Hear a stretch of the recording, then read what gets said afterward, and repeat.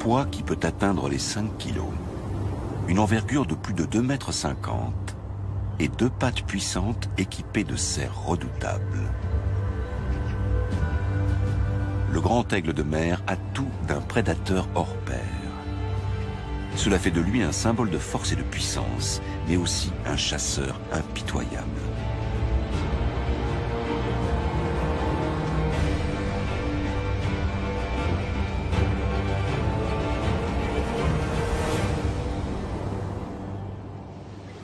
Son territoire s'étire jusqu'à l'extrême nord de notre continent, dans des contrées froides et inhospitalières. Ici, dans les régions glaciales de l'Europe, un nombre surprenant d'animaux bravent les rigueurs du climat, comme ce bœuf musqué, âgé de quelques jours seulement, et bien en sécurité auprès de sa mère. Les bœufs musqués ne sont pas une proie potentielle pour le grand aigle de mer. Le puissant rapace doit se contenter d'animaux plus dociles. Lorsqu'il chasse, il est constamment accompagné d'un groupe de corbeaux. Pour échapper à cette cour importune, l'aigle n'a pas d'autre choix que de s'envoler vers le large.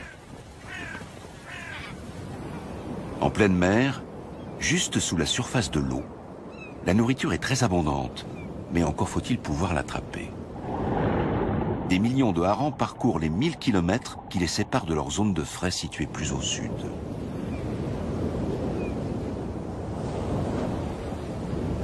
Chacun de ces poissons représente à lui seul la ration quotidienne d'un aigle affamé. Mais le rapace n'est pas le seul à apprécier le hareng.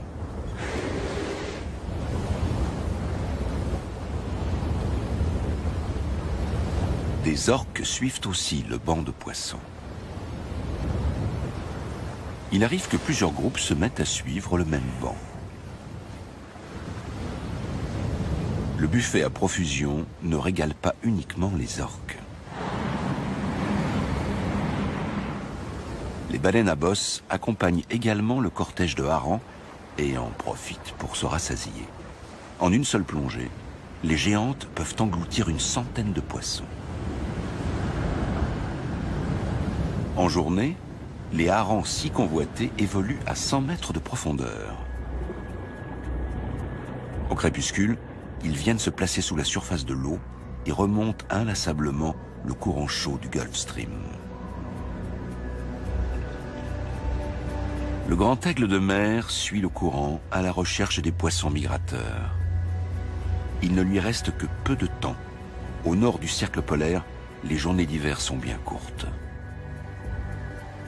De leur côté, les baleines n'ont pas besoin de lumière pour s'orienter.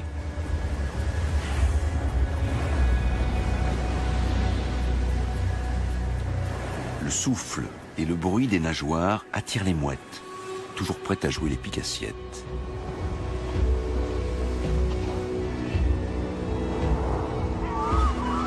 On observe jusque dans la nuit les mouettes et les aigles tournoyer au-dessus des orques et des baleines avant de fondre sur leur proie.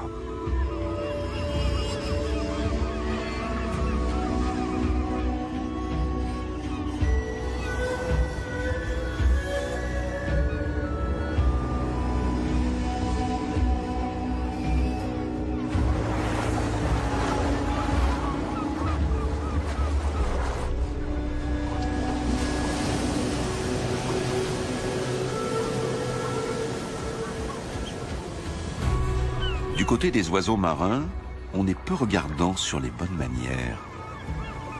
Lorsque les gros mammifères marins chassent le hareng ou d'autres poissons, ils abandonnent de nombreux restes dans leur sillon. Ce sont sur ces restes que lorgnent les oiseaux.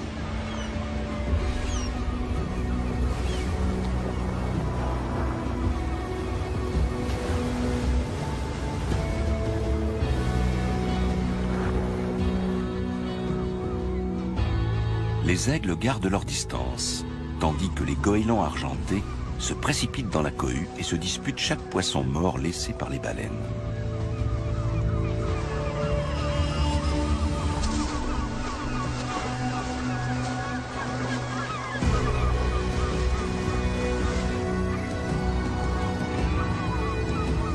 Le rapace garde un œil sur la situation et attend le moment opportun.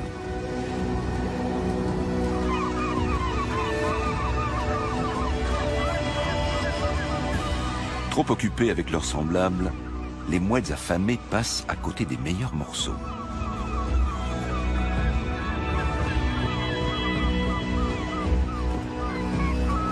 Les baleines émergent régulièrement, amenant à chaque fois de nouveaux restes à la surface.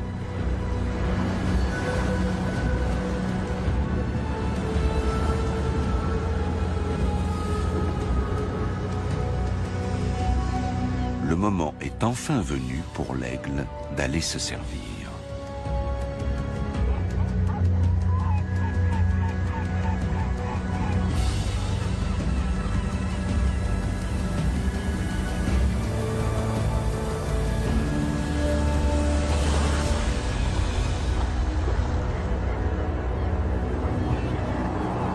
L'attente et les rondes sans fin ont payé.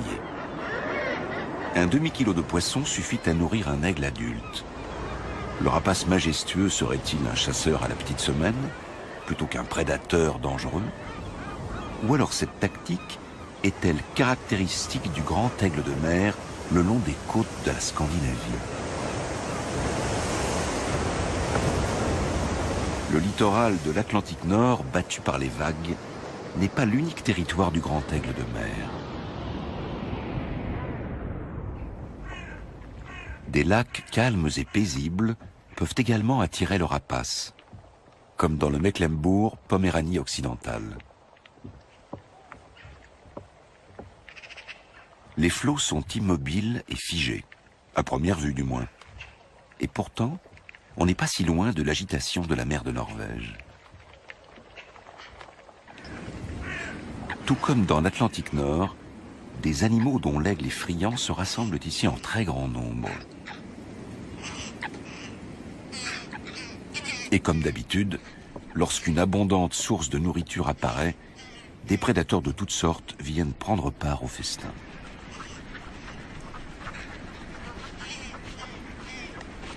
L'aigle s'approche prudemment des caquettements et des clapotis. Canards, cygnes et foulques se rassemblent autour des dernières étendues d'eau encore épargnées par la glace.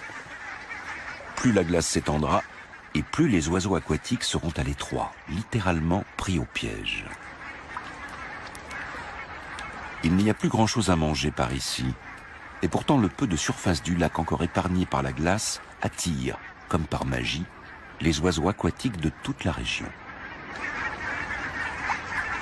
Des centaines de pattes palmées maintiennent l'eau en mouvement et empêchent qu'elle ne gèle entièrement. De plus, chaque oiseau se sent plus en sécurité au sein d'un groupe.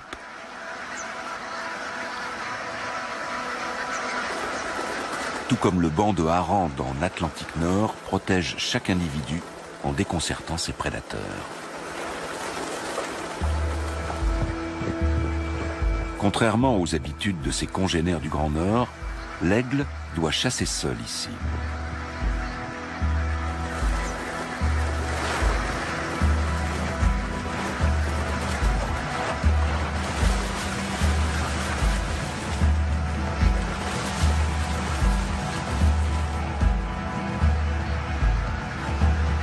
Une fois adulte, le rapace à la queue blanche est un chasseur confirmé, mais saisir un oiseau aquatique n'est pas chose facile.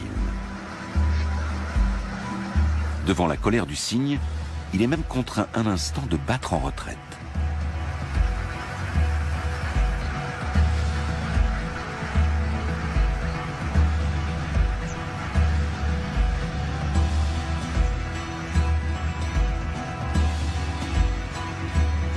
Le jeune aigle fait plus d'efforts. Il fond sur les oiseaux en fuite bien plus souvent que ses aînés.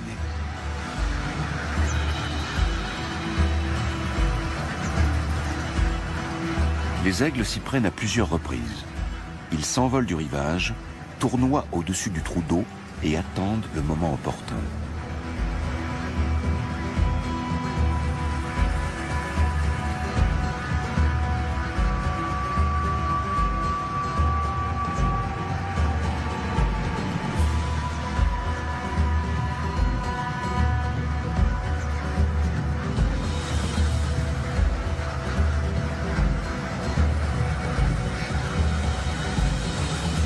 À chaque fois pourtant, dans le tohu-bohu général, ils perdent de vue la proie convoitée au dernier moment.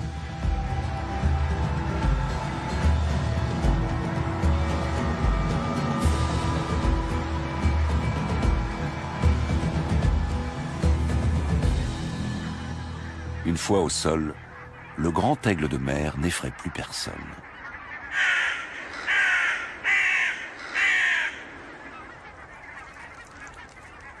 Le jeune rapace est arrivé à ses fins. Il a attrapé un plongeon qui avait quitté le Grand Nord pour venir passer l'hiver ici.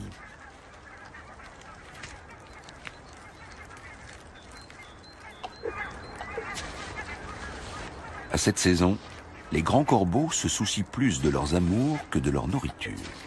Comme les humains, les corbeaux sont en général monogames. Bien avant la nidification, le couple resserre ses liens avec force gestes et palabres.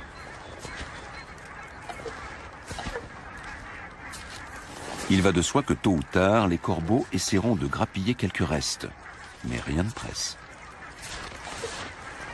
Pour le moment, la priorité est ailleurs.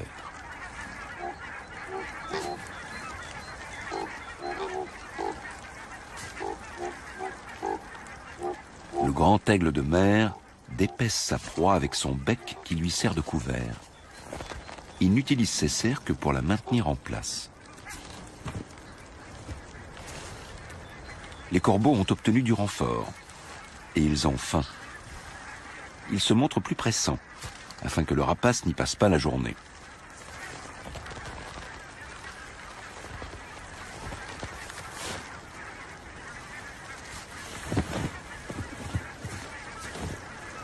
Au début, sans trop de succès. Pour survivre dans la nature, la plupart des animaux se contentent souvent d'une source de nourriture bien spécifique. Le chardonneret a ses propres exigences alimentaires. Contrairement à la majorité des autres passereaux, il ne migre pas vers le sud à l'automne.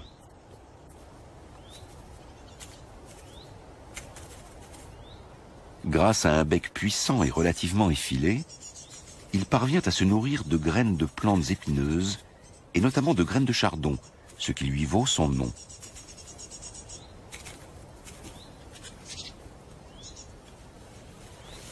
Un joli passereau qui en plus mange des graines de mauvaises herbes, voilà qui plaît à l'homme.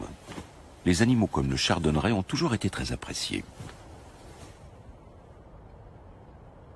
D'autres, en revanche, doivent lutter contre une image et des a priori négatifs. Dès la fonte des neiges, apparaissent les anémones hépatiques, premières messagères du printemps. Autrefois, cette période de l'année résonnait des nombreuses parades nuptiales du grand aigle de mer, jusqu'à ce qu'il disparaisse presque complètement de nos forêts il y a une centaine d'années. Dans toute l'Europe, on a impitoyablement chassé le grand aigle de mer, souvent en échange de primes à l'abattage. Des milliers d'aigles ont été abattus en Allemagne, principalement au XIXe siècle. Même dans le Mecklembourg-Poméranie occidentale, riche en forêts et en lacs, la population s'est alors réduite à quelques spécimens. Dans les années 1980, il ne restait plus en Allemagne de l'Ouest que quelques couples. Le grand aigle de mer avait quasiment disparu. Mais tel le phénix, l'oiseau mythique qui renaît de ses cendres, le grand aigle de mer a fait un incroyable retour.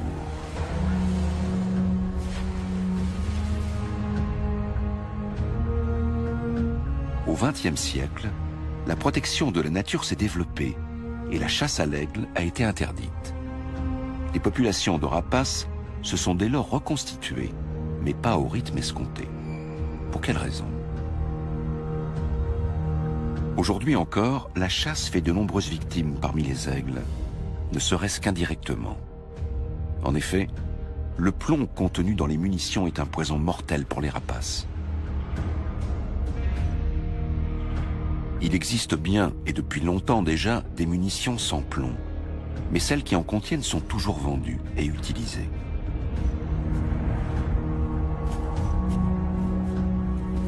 un animal abattu avec une cartouche au plomb représente un danger mortel pour un aigle.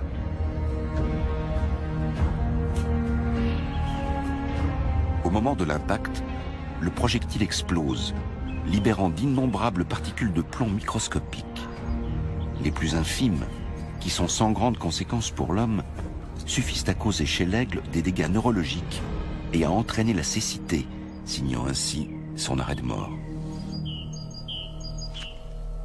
Les carcasses d'animaux et leurs entrailles, souvent abandonnées sur place après la chasse, sont des mets très prisés du grand aigle de mer. Les corbeaux aussi sont des charognards.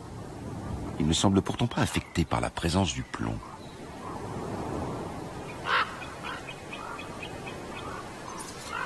Mais des dizaines d'aigles succombent chaque année parce que des chasseurs refusent de se passer de munitions au plomb.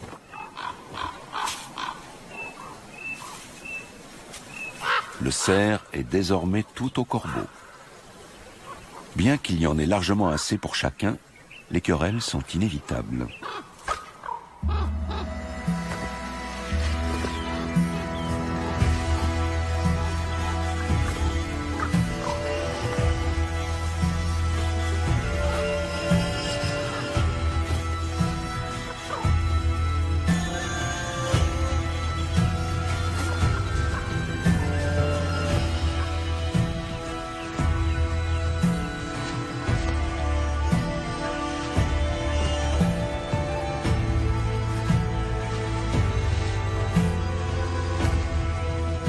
Les corbeaux aussi ont longtemps été chassés par l'homme, au point d'avoir presque disparu d'Europe centrale. À présent, ils reconquièrent progressivement leur ancien habitat.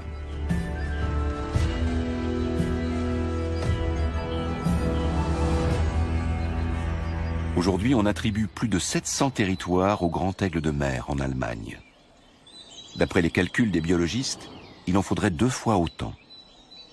Si on utilisait moins de munitions au plomb, on pourrait dans quelques dizaines d'années à peine réentendre le cri du grand aigle de mer dans ces forêts.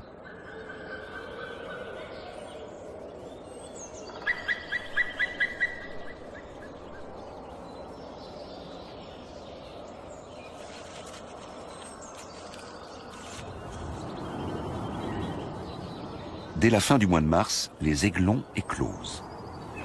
Les arbres sont encore bien nus et les rayons chauds du soleil de printemps n'ont aucune peine à atteindre l'air et à réchauffer la couvée. Même si le grand aigle de mer s'accommode de la présence de l'homme, son territoire de prédilection serait plutôt un savant mélange de bois, de lacs et de marais, loin des terres cultivées et de la civilisation. Des territoires que l'on trouve par exemple dans le nord de l'Europe. C'est dans ces régions que l'aigle a survécu, tandis que ses congénères du centre de l'Europe disparaissaient.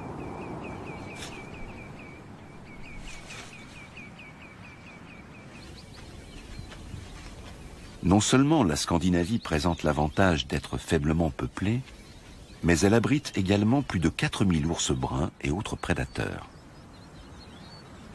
Contre toute attente, la présence de ces animaux sauvages joue un rôle clé dans la vie des aigles. On retrouve toujours des oiseaux de proie dans le sillon des grands prédateurs. Ils attendent patiemment à proximité des ours et les suivent dans leurs déplacements. Quant aux ours, seuls les individus les plus prudents et craintifs ont survécu aux années de traque menées par l'homme. L'ours est un animal peureux. Une odeur alléchante le pousse à interrompre sa course.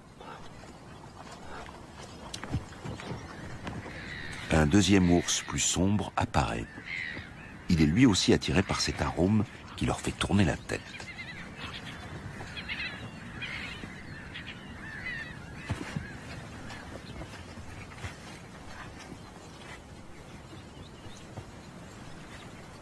En été, au nord du cercle polaire, le soleil ne se couche jamais.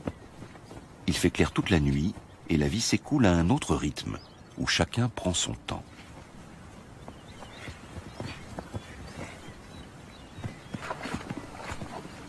Une charogne gît dans les marais.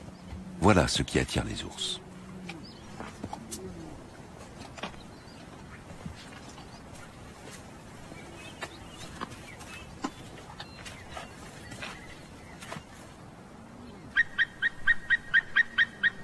Les aigles n'osent pas se mesurer à eux. Ils n'ont donc pas d'autre choix que d'attendre leur tour.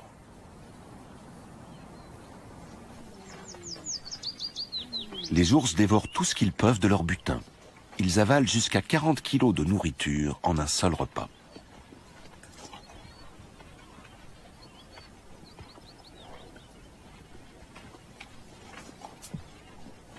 Sur le territoire d'un ours, il y a toujours suffisamment à manger. Il est vrai que ces grands prédateurs sont plutôt végétariens, mais lorsque leur odorat développé leur signale une charogne, ils ne font pas les difficiles. C'est leur travail de dépeçage préalable qui rend ensuite la nourriture accessible aux autres animaux.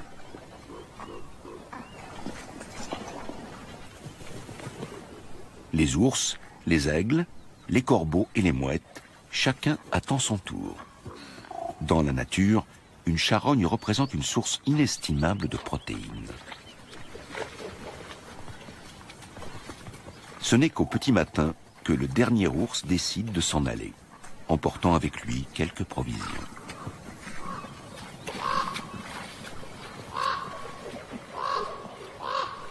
Tout danger semble écarté au sol. L'aigle vérifie que la voie est libre.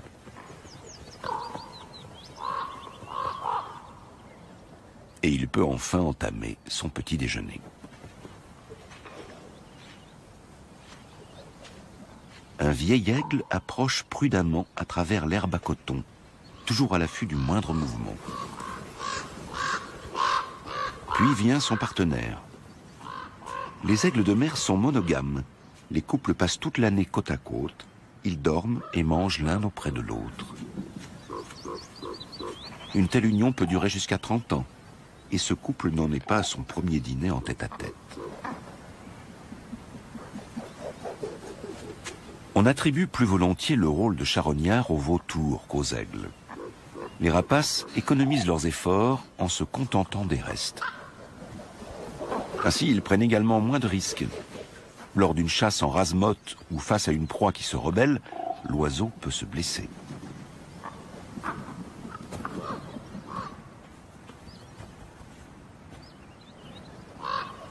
Il suffit aux aigles de rester vigilants et de disparaître rapidement lorsque le propriétaire légal de la carcasse revient de manière impromptue. Le grand aigle de mer va toujours soigneusement doser son effort au moment de se nourrir, au risque de paraître flegmatique, voire paresseux. Mais les rapaces maîtrisent aussi les airs, et ils y sont de téméraires chasseurs, fondant sur leur proie à toute vitesse. Ce genre de scène assez rare dans les forêts et les marais scandinaves est plus fréquent dans des régions aux paysages totalement différents.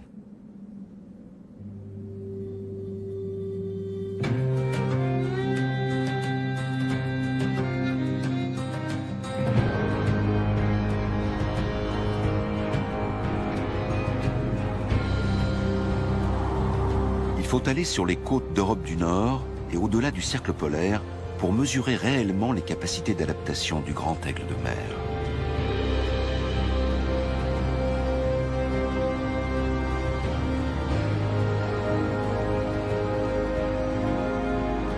Des îles inhospitalières surgissent au milieu des flots. Il y en a des milliers. Certaines ne sont rien qu'un rocher minuscule. D'autres trônent au milieu de l'Atlantique comme de véritables montagnes.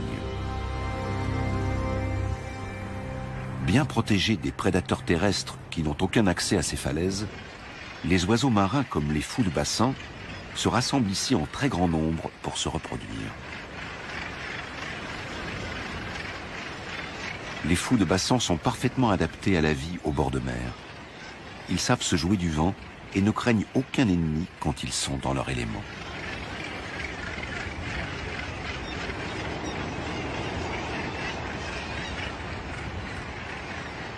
Il est un endroit où le grand aigle de mer et le fou de bassin se retrouvent régulièrement. Il s'agit des immenses colonies où les fous viennent se reproduire année après année. On attribue 45 colonies de nidification aux fous de bassin pour un total de 360 000 nids.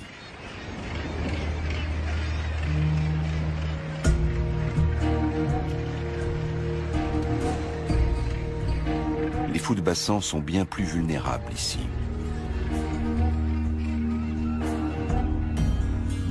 Les aigles sont parvenus à s'implanter sans effort sur chacune de ces îles. Ils se sont même établis en Islande et au Groenland.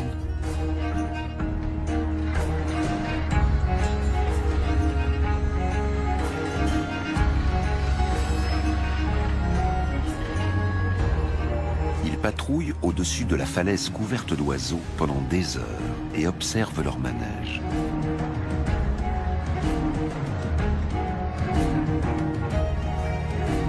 Le chasseur a enfin repéré la proie idéale.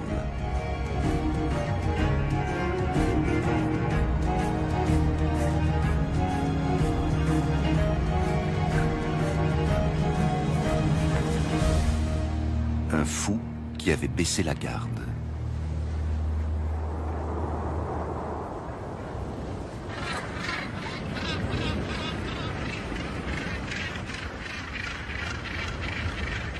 Lorsque la période de nidification prend fin, le calme règne à nouveau sur ces plages idylliques mais froides. Pour les aigles, les proies se font rares. De la nourriture à foison pendant quelques semaines, c'est très bien. Mais un territoire doit permettre à un aigle de se protéger du danger tout au long de l'année, de couver dans de bonnes conditions et surtout de trouver suffisamment de nourriture. On ne sait pas trop où les aigles nidifiaient avant qu'on les chasse massivement. Il est fort probable que nos immenses forêts de feuillus d'antan, avec leur riche faune, en faisaient partie.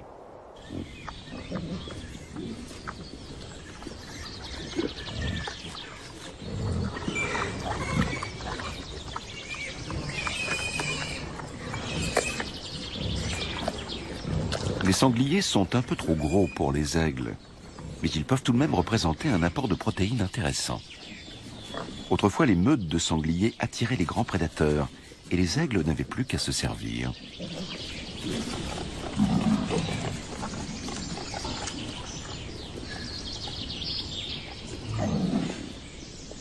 Lorsqu'un aigle fait son nid dans la forêt, il choisit toujours le plus gros arbre.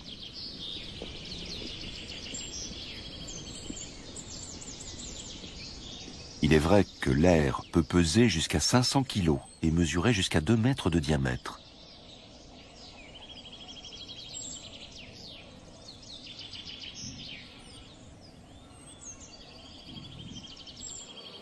Un seul des 2 poussins a survécu, ce qui n'est pas rare chez les grands aigles de mer. Le plus faible des 2 n'a souvent aucune chance de s'en sortir.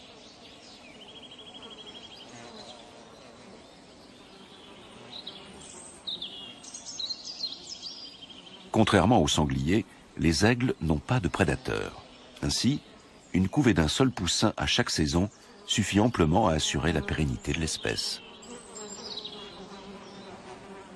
Cela suffit aussi à faire croître la population d'aigles.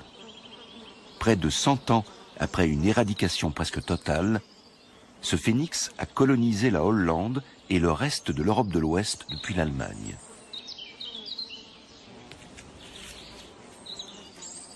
Le jeune aigle s'avère un rejeton plutôt envahissant.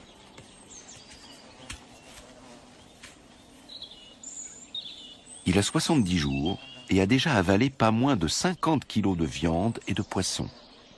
Il va bientôt prendre son envol. Le grand aigle de mer peut atteindre 90 cm et la femelle peut peser jusqu'à 5 kilos.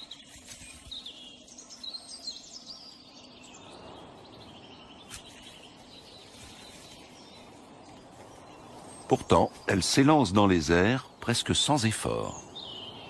Du fait de sa très grande envergure, le grand aigle de mer doit s'établir dans une forêt ancienne, aux arbres robustes.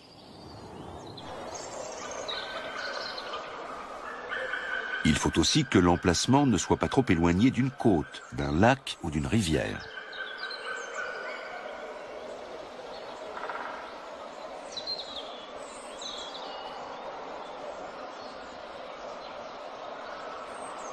Aujourd'hui, les grands aigles de mer ne sont plus officiellement considérés comme une espèce menacée. Mais il serait peut-être préférable de les considérer comme moins menacés ou en sursis.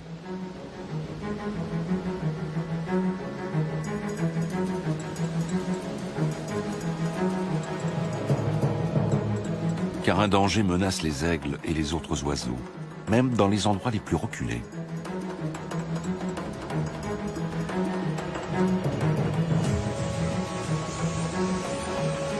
Les oiseaux migrateurs qui tous les ans par millions parcourent les côtes européennes au printemps et à l'automne sont confrontés à un nouveau péril.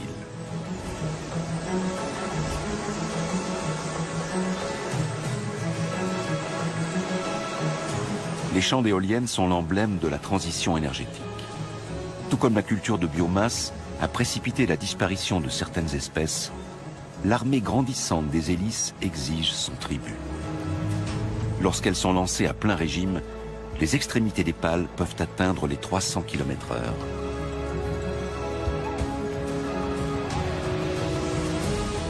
On ne connaît pas l'ampleur des dégâts à l'échelle européenne, mais en seulement une décennie, un parc éolien construit en Norvège a coûté la vie à 30 aigles.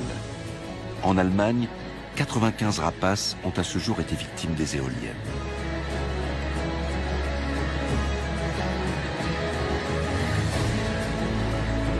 Le choix de leur implantation doit être soigneusement étudié, ou alors la production d'énergie verte mettra en danger beaucoup d'autres oiseaux.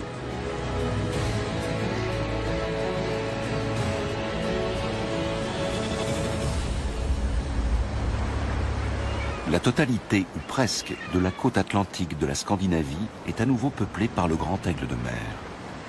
Rien qu'en Norvège, on dénombre 2000 airs.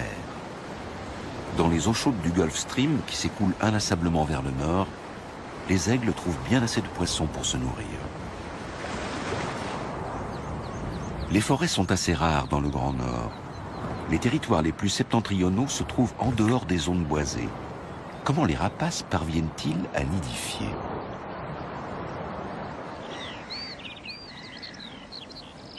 De nombreux aigles bâtissent leurs aires à même le sol. Sur les petites îles perdues dans la mer de Norvège, ils ne sont pas menacés par les ours ou les renards.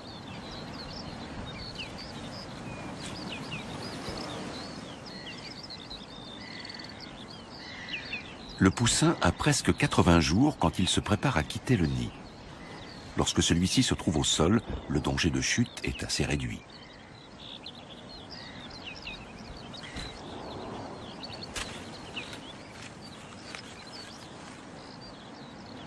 La mortalité des jeunes aigles est inférieure à celle des autres oiseaux de proie.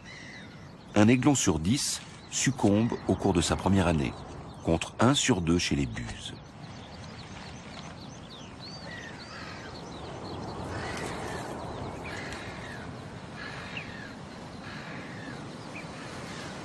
Il bénéficie donc de solides atouts pour prendre son envol.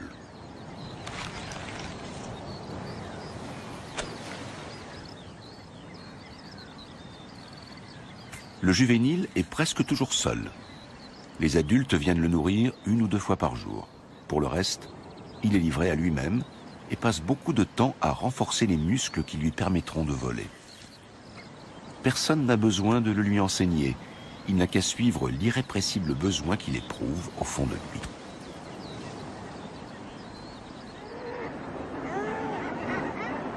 C'est sur ces côtes que l'on mesure l'incroyable capacité d'adaptation des oiseaux. Pour pouvoir profiter des immenses bancs de morues et de harengs et des énormes colonies d'oiseaux marins dans le Grand Nord, les aigles ont dû s'adapter. Le fait de bâtir leur aire au sol sur des îles où ils n'ont aucun prédateur en est une preuve. Pour les mères de ces juvéniles bientôt prêts à quitter le nid, les territoires de chasse ne se trouvent jamais bien loin. Même en l'absence de baleines, voire de bateaux de pêche, pour leur prêter main forte, elles trouvent toujours un poisson mort ou imprudent à se mettre sous la dent.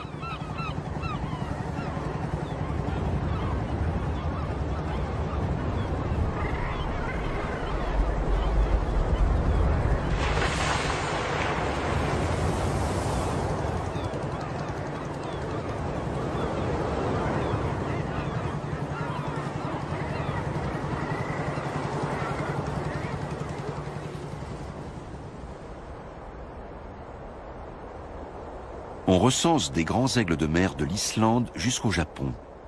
et la plupart d'entre eux nidifient non pas au sol, mais dans les arbres. En Allemagne, ils préfèrent les pins ou les hêtres.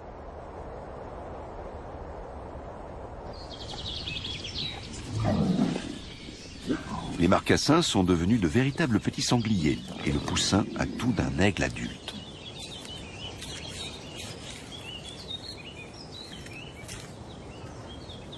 L'aigle adulte encourage inlassablement son rejeton à l'imiter et à quitter le nid.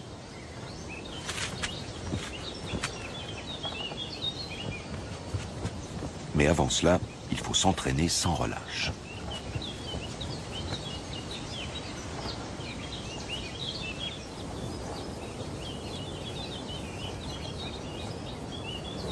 Juste au moment où le juvénile va enfin quitter son aire à 30 mètres de hauteur, un spectacle naturel se déroule non loin de là, qui en fascinera plus d'un au cours des prochaines semaines.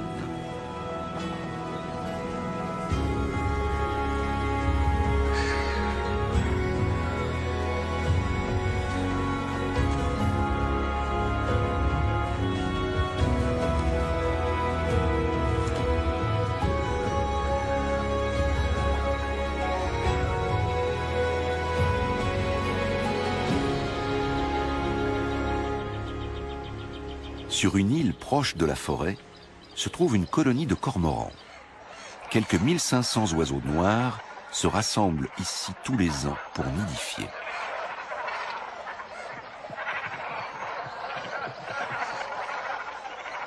Pour les autres espèces, les retombées, au sens propre, sont énormes.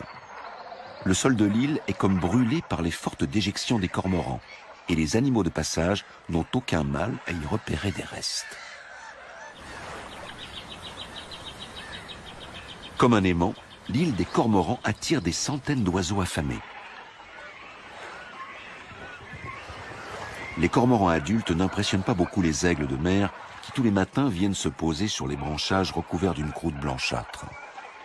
Les aigles sont parfois tentés de piller les nids isolés des cormorans, mais la plupart du temps, ils se posent et patientent. Tandis que les cormorans s'affairent à nourrir leurs petits, les aigles attendent que leur repas tombe du ciel.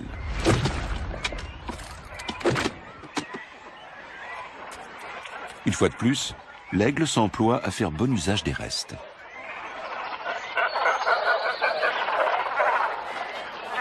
Les espèces dépendent les unes des autres. Lorsque le poisson est abondant, les oiseaux marins nourrissent leurs poussins sans peine. Et grâce aux cormorans, des dizaines d'aigles ne sont plus dans le besoin.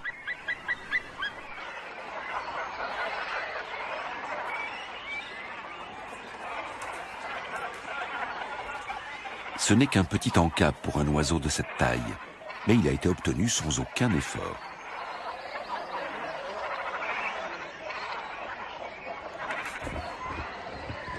Jusqu'à une vingtaine de jeunes aigles attendent leur tour certains jours sur l'île des Cormorans. Et ils ne sont pas les seuls à être alléchés par l'odeur.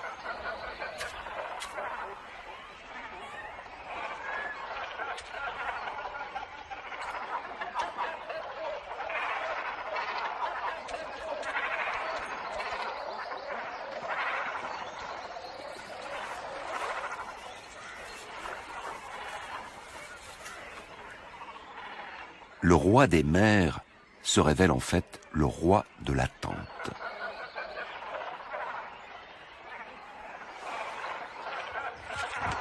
Avec un peu de chance, l'aigle tombe parfois sur un mets plus copieux, comme par exemple ce cormoran mort qui devrait suffire à le rassasier.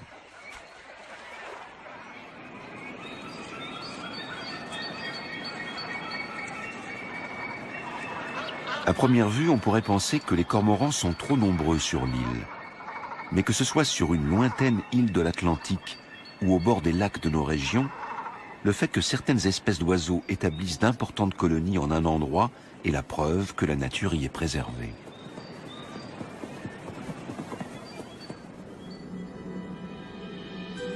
Jamais auparavant, on n'avait recensé autant de grands aigles de mer. Nous devons ce succès à l'engagement des protecteurs de la nature, des gardes forestiers et des chasseurs.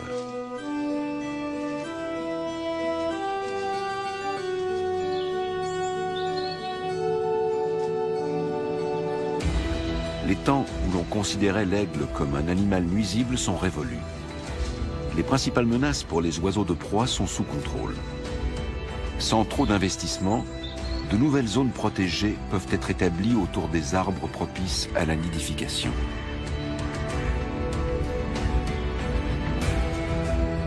Ce qui manque aux aigles de nos régions, c'est une véritable nature à l'état sauvage. Des zones protégées plus étendues où les grands animaux peuvent évoluer en toute liberté. Il n'y a que très peu d'endroits en Europe où l'on peut s'imaginer à quoi ressemblait le continent avant l'intervention de l'homme.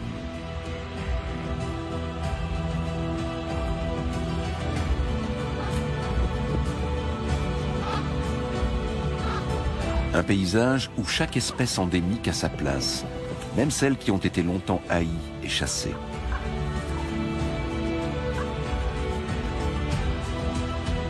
Un paysage où petits et grands animaux ont leur place, y compris les aigles.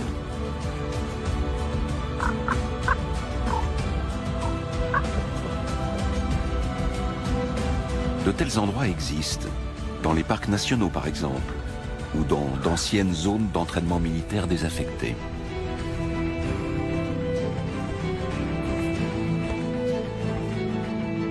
Les loups et les ours sont toujours plus nombreux dans les régions où ils ne connaissent pas de prédateurs. Si on leur permet d'y rester, chaque espèce en profitera.